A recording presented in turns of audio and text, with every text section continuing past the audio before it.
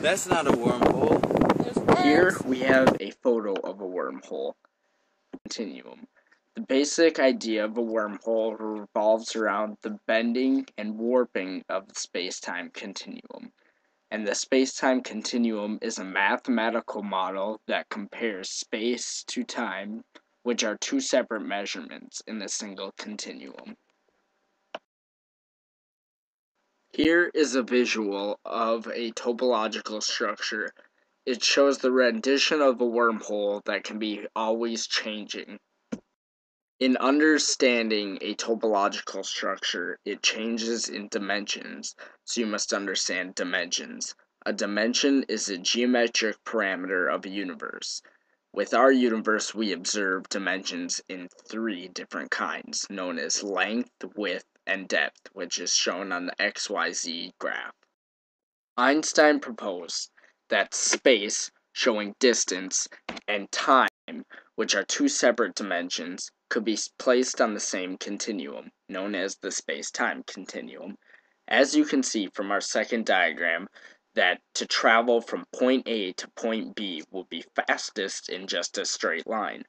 But, influencing things like wormholes, it shows a path from point A to point B, which is much quicker, because the wormhole is a topological structure, meaning it is always transforming, so it would be able to bend or transform the space-time continuum. Einstein also proposed the theory of special relativity. In this theory, he states that the speed of light is the same no matter at what speed the observer of light is traveling. He measures this in meters per second, which is the measure of space-time, also known as velocity. It states that when two separate observers travel at different speeds, they observe light moving in different ways.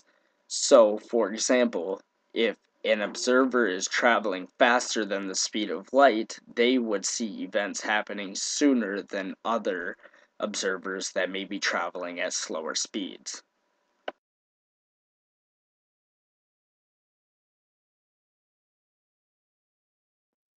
Einstein also proposed the theory of general relativity.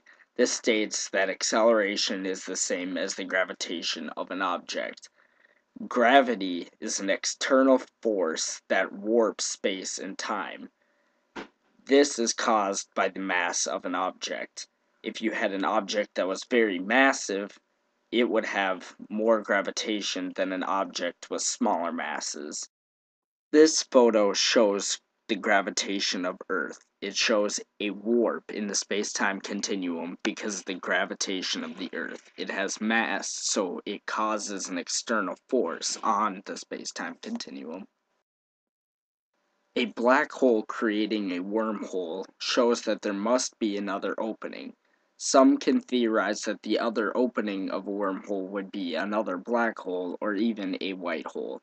A black hole is created by the density of a dead star with an immense gravitational pull, which could have enough potential to create a hole in the space-time continuum. This can be hard to believe because a black hole doesn't even allow light to escape. Creating a path through a black hole will make it almost impossible to send an object through it. We have no idea of what would happen to an object that went through a black hole.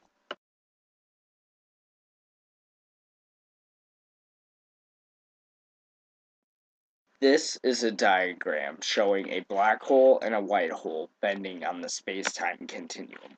If these two were to meet in the center, they would create an opening to different sides of the space-time continuum. This, in theory, is a wormhole. The other form of creating a wormhole is through exotic matter, which we suggested earlier in the presentation. Exotic matter is a form of matter which could have a negative energy towards the space-time continuum. This energy will be able to create a bend or even a hole in the space-time continuum.